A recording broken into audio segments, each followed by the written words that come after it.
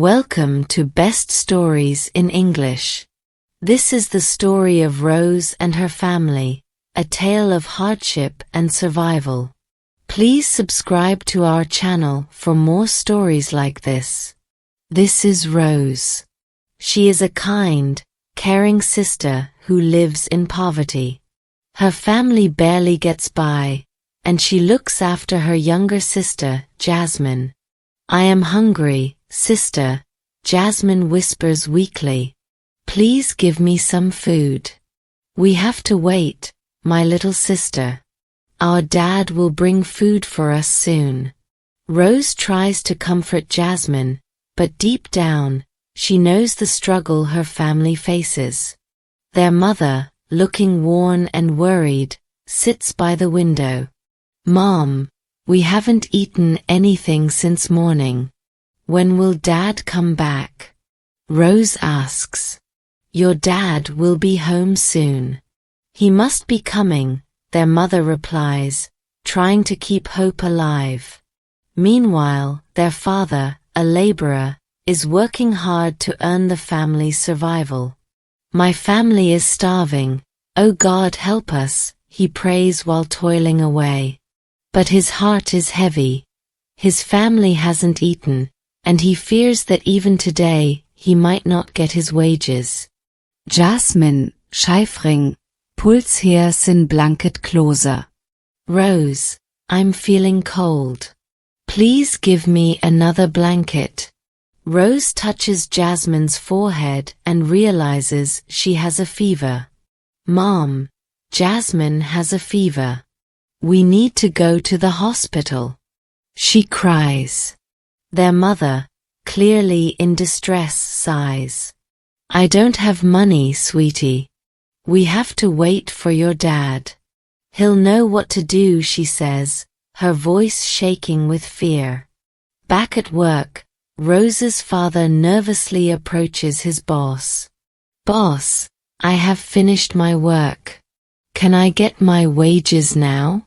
he asks humbly. But his boss, cold-hearted and ruthless, dismisses him. "No way. I hired you for 4 days. You will get your wages tomorrow." "Please, sir. I have to feed my family. They haven't eaten," he begs. "Keep your mouth shut. If you argue, you won't get a single penny." Helpless, Rose's father pleads again. "Please don't be so cruel. I need the money now." The boss laughs mockingly. "Fine, here's a few dollars. You'll get the rest tomorrow." Defeated, Rose's father takes the small amount. "At least my family can eat something tonight," he murmurs. That evening, Rose's father returns home with groceries. "Dad, Jasmine had a fever today. Is she going to be okay?" Rose asks, her eyes filled with worry. "We will cook something and feed her. Everything will be fine," her father replies, trying to reassure her, but he knows in his heart things are far from fine. Rose prepares dinner for the family, grateful for the small amount her father could bring home.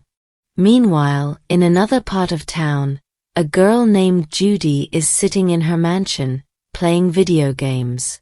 Judy is rich and spoiled, with no idea of the hardships that others face. "Judy, dinner is ready," her mother calls. "I don't want this food. I want steak," Judy pouts. "Be grateful for what you have. It's raining outside. We can't go out," her mother scolds. Judy huffs and storms off to her room, oblivious to the struggles of families like Rose's. The next day, Rose's father wakes up sick with a fever. Jasmine is still unwell, and now her father cannot go to work either. "Mom, I will go get Dad's wages. We need to take Jasmine to the hospital," Rose says, determined to help her family. She heads to her father's workplace, trembling with nerves. "Excuse me, where is my father? I've come to collect his wages. He is too sick to come himself," Rose explains to the boss. The boss smirks. "Come with me to my office," he says, with a cruel glint in his eyes. As Rose follows him, she feels something is wrong. Once inside the office, the boss locks the door. "Don't panic, dear. I'll give you money, but you're so beautiful. Why don't we have some fun first?" he says, leering at her. Rose's heart races. She steps back in fear. "Stay away from me. I just want my dad's wages.